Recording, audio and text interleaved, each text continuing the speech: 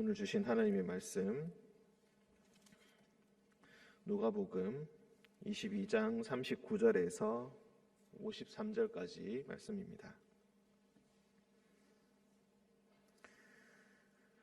누가복음 22장 39절에서 53절까지 말씀, 신약성경 135쪽입니다. 교독으로 읽고 53절은 함께 읽도록 하겠습니다. 예수께서 나가사 습관을 따라 감람산에 가시매 제자들도 따라갔더니 그곳에 이르러 그들에게 이르시되 유혹에 빠지지 않게 기도하라 하시고 그들을 떠나 돌 던질 만큼 가서 무릎을 꿇고 기도하여 이르시되 아버지여 만일 아버지의 뜻이거든 이 잔을 내게서 옮기시옵소서.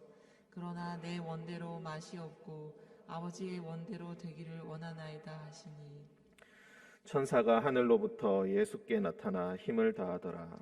예수께서 힘쓰고 애써 더욱 간절히 기도하시니 땀이 땅에 떨어지는 핏방울 같이 되더라. 기도 후에 일어나 제자들에게 가서 슬픔으로 인하여 잠든 것을 보시고 이르시되 어찌하여 자느냐 시험에 들지 않게 일어나 기도하라 하시니라. 말씀하실 때에 한 무리가 오는데 12 중에 하나인 유다라 하는 자가 그들을 앞장서 와서 예수께 입을 맞추려고 가까이 하는지라. 예수께서 이르시되 유다야 네가 입맞춤으로 인자를 파느냐 하시니 그의 주위 사람들이 그 된 일을 보고 여짜오되 주여 우리가 칼로 치리이까 하고 그 중에 한 사람이 대제사장의 종을 쳐 그 오른쪽 귀를 떨어뜨린지라. 예수께서 일러 이르시되 이것까지 참으라 하시고 그 귀를 만져 낫게 하시더라. 예수께서 그 잡으러 온 대제사장들과 성전의 경비 대장들과 장로들에게 이르시되 너희가 강도를 잡는 것 같이 검과 몽치를 가지고 나왔느냐. 함께 읽겠습니다. 내가 날마다 너희와 함께 성전에 있을 때에 내게 손을 대지 아니하였도다. 그러나 이제는 너희 때요 어둠의 권세로다 하시더라. 아멘. 기도하겠습니다. 은총의 주님, 고난주간 하루의 첫 시작을 주님의 말씀으로 시작하게 하시니 감사합니다. 기도로 시작하게 하시니 감사합니다. 주님의 죽으심을 묵상하며 주님의 부활을 기대하며 이 시간을 엄숙한 마음으로 지냅니다. 주님, 말씀 가운데 우리 가운데 말씀하여 주시고 말씀 가운데 우리 마음속에 진정으로 주님께서 주시는 그 말씀을 속삭여 주셔서 그 말씀이 우리 마음 가운데 자리 잡고 우리 삶 가운데 자리 잡게 하여 주옵소서. 그 말씀이 우리 가운데 나타나게 하여 주시고 그 말씀이 우리 자체가 되게 하여 주옵소서. 은총의 주님, 우리 가운데 특별히 주님의 은혜를 바라는 많은 자들이 있습니다.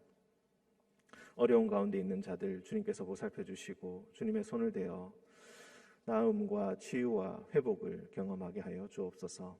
거룩하신 예수님의 이름으로 기도드립니다. 아멘.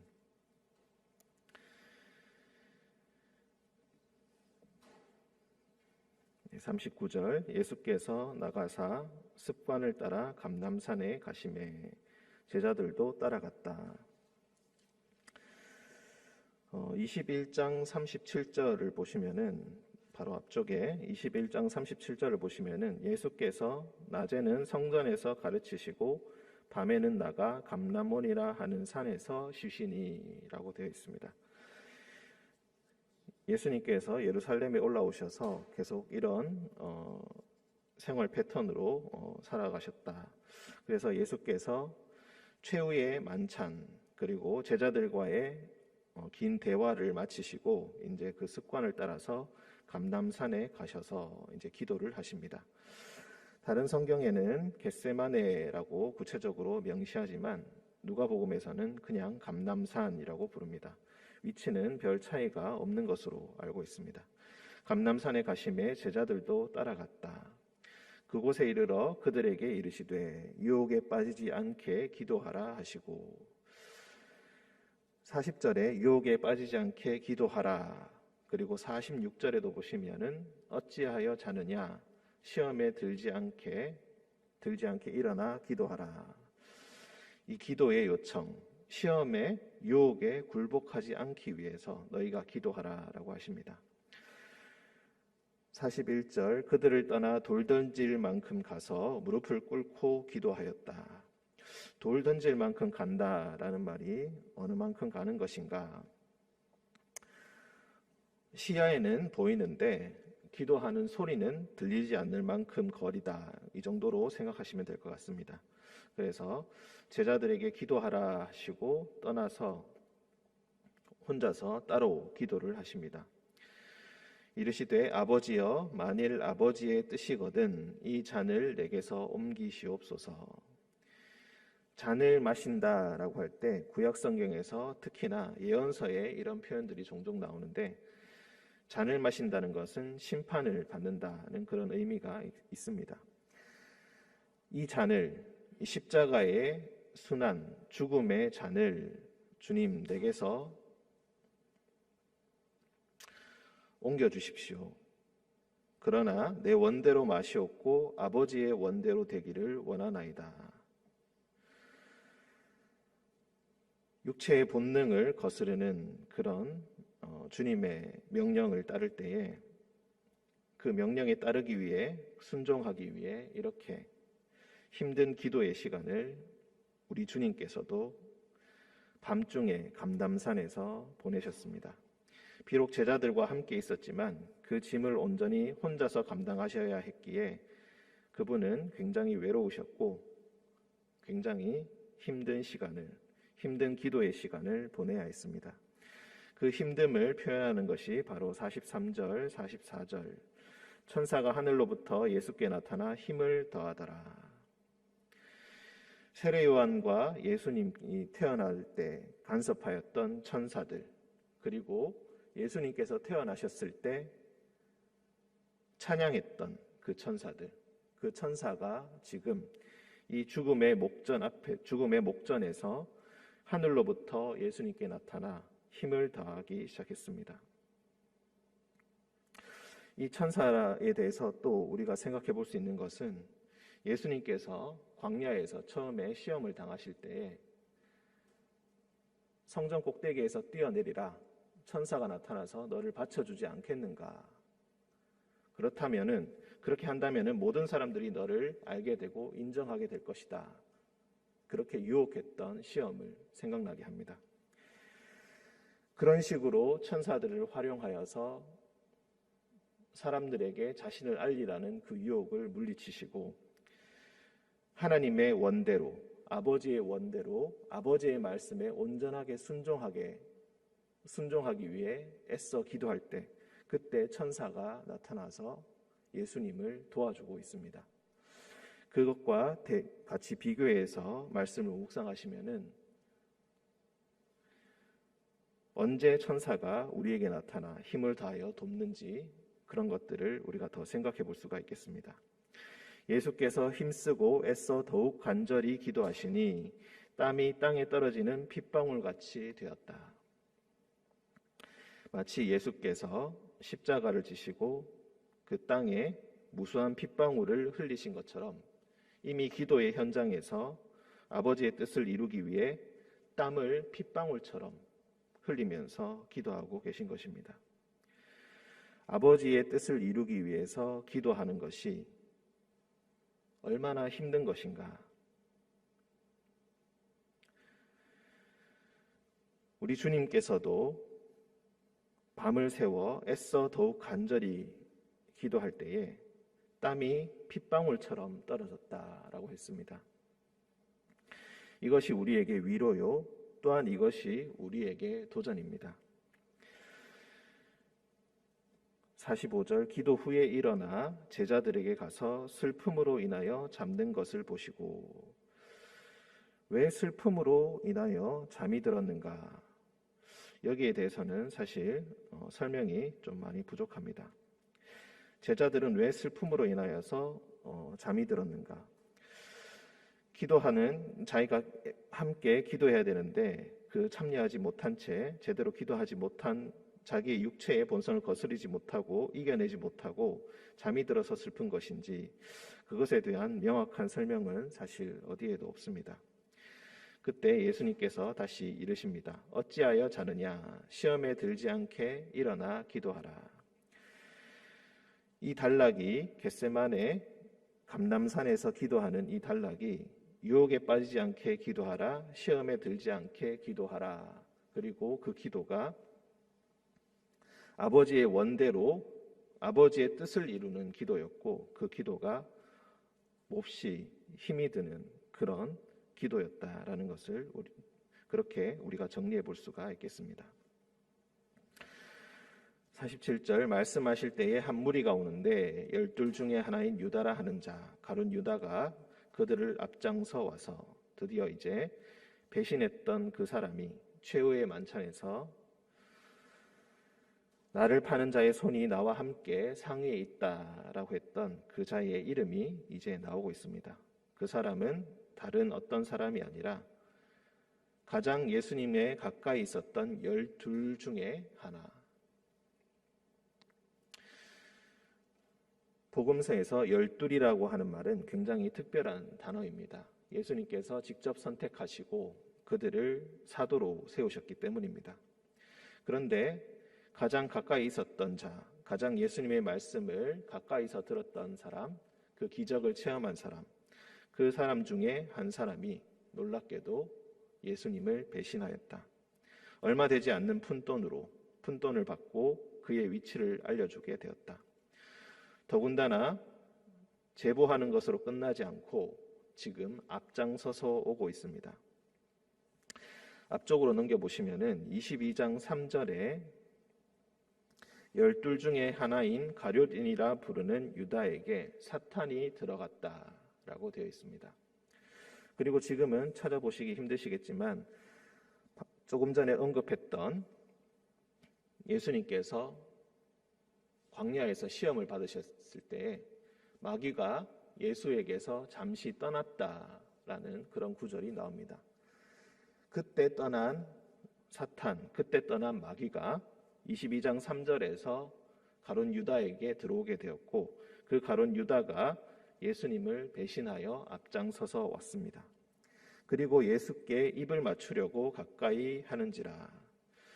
누가 예수인지 누가 예수님인지 확실히 알려주기 위해서 예수님께 입을 맞추려고 하는 것입니다.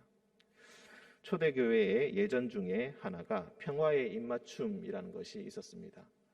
예배가 끝난 후에 헤어질 때에 서로에게 평화의 입맞춤을 하는 것인데 박해가 있었고 그리고 모든 사회의 생활 조건들이 불안했던 초대교회 교인들에게 매주마다 서로 얼굴을 볼 수 있다는 것은 함께 예배 드릴 수 있다는 것은 특별한 은혜요 축복이었습니다. 그렇기 때문에 다음 주에도 평강하게 평화롭게 우리 함께 얼굴을 봅시다라고 하면서 입을 맞추는 그런 예전이 있었습니다. 이 평화의 입맞춤이라는 것은 아마 예수님 시대까지도 우리가 거슬러 올라갈 수도 있다고 볼 수도 있겠습니다. 원래는 평화를 위한 입맞춤, 애정, 관심, 사랑의 입맞춤인데 사탄이 들어간 그 유다는 그 평화의 입맞춤을 배신의 입맞춤으로 바꾸고 있습니다. 예수께서 이르시되 유다야 내가 입맞춤으로 인자를 파느냐. 이 뜻하지 않은 배신에 그의 주위 사람들은 분노합니다. 그 된 일을 보고 여짜오되 주여 우리가 칼로 치리이까. 그래서 그 중에 한 사람이 요한복음에서는 그 중에 한 사람에 대한 이름이 나옵니다. 대제사장의 종을 쳐서 그 오른쪽 귀를 떨어뜨렸다. 하지만 예수님께서는 이것까지 참으라 라고 하시면서 그 귀를 만져서 낫게 하십니다. 평화의 입맞춤을 배신과 폭력의 입맞춤으로 바꾼 유다와 반대로 예수님께서는 끝까지 평화로, 사랑으로, 치유로 그들을 대하고 있습니다. 예수께서 그 잡으러 온 대제사장들과 성전의 경비대장들과 장로들에게 이르시되 누가 예수를 잡으러 왔는지 하나하나 낱낱이 기록하고 있습니다. 대제사장들, 경비대장들, 장로들. 너희가 강도를 잡는 것 같이 검과 몽치를 가지고 나왔느냐. 제자들이 왜 우리가 칼로 치리까라고 했는지 알 수 있는 대목입니다. 이미 그들이 검과 몽치를 들고 강도를 잡는 것처럼, 강도를 체포하는 것처럼 예수께 나왔기 때문입니다. 내가 날마다 너희와 함께 성전에 있을 때에 내게 손을 대지 아니하였도다. 지금까지 계속해서 나의 얼굴을 봐왔고 성전에서 나를 만나왔는데 그때는 나에게 손을 대지 아니하더니 이제는 너희가 나를 잡으러 왔구나. 그러나 이제는 너희 때요 어둠의 권세로다 하시더라. 지금은 어둠의 권세, 지금은 사탄의 때라고 이렇게 말씀하십니다. 그리고 그 사탄의 때를 십자가의 보혈로 승리를 거두시는 그 복선을 우리가 지금부터 알 수가 있겠습니다. 오늘 말씀은 예수님께서 이제 십자가의 죽음을 준비하시고 그리고 그 첫 과정을 겪으시는 그런 내용입니다. 이미 아시고 그 시험을 준비하실 때에 땀을 핏방울처럼 흘리면서 기도하셨던 예수님. 우리가 주기도문에서 매일마다 주기도문을 따라 이렇게 기도합니다. 아버지의 뜻이 하늘에서와 같이 땅에서도 이루어지게 하십시오. 이 기도가 바로 예수님의 기도였고 예수님의 그 기도가 예수님을 십자가로 이끄셨습니다. 그리고 그 십자가 과정을 순종함으로써 통과하셨을 때에 마침내 부활의 영광을 얻게 되신 것입니다. 우리의 기도는 바로 이런 것이라고 할 수 있겠습니다. 우리의 뜻을 이루고자 기도하는 것이 아니라 나의 본성에 거스른다 할지라도 육체의 본능에 거스른다 할지라도 나의 원대로 하지 마시옵고 아버지의 원대로 하여 주십시오. 아버지께서 나에게 심판을 주시려거든 그렇게 해 주십시오. 그 후에 있을 모든 과정까지 내가 신뢰하오니 주님은 나를 죽이시려고 없애시려고 하시는 분이 아니라 나를 살리시려고 하시는 분이심을 내가 믿기 때문에 나에게 궁극적으로 구원을 주시는 분이시기에 나는 당신을 신뢰합니다. 내 원대로 하지 마시고 그 모든 과정 하나하나까지 아버지의 원대로 하여 주십시오. 그리고 그 믿음에 따라 폭력으로 배신으로 시작된 이 순환을 인내와 치유함으로 견뎌내십니다.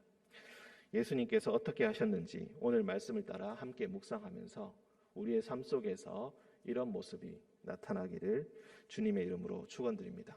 함께 기도하겠습니다. 은총의 주님,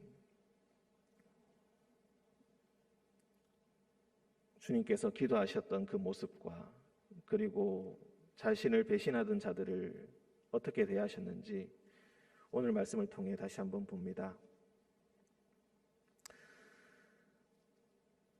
나의 원대로 하지 마시옵고 아버지의 원대로 해달라는 그 기도가 주님 우리의 입술의 기도가 되게 하여 주시고 나의 뜻보다는 아버지의 뜻을 먼저 이루어 달라고 기도하는 그 믿음이 우리에게도 오늘 있게 하여 주옵소서. 우리에게 악하게 대하는 자들도 우리는 주님을 신뢰하기에 선하게 대할 수 있습니다. 주님 그 믿음이 우리에게 오늘 있게 하셔서 우리가 오늘 만나는 모든 자들에게 주님께서 허락하신 그 선함으로 그 믿음을 따라 그들을 선하게 대할 수 있도록 주님 우리의 심령을 주장하여 주옵소서. 거룩하신 예수님의 이름으로 기도드립니다. 아멘.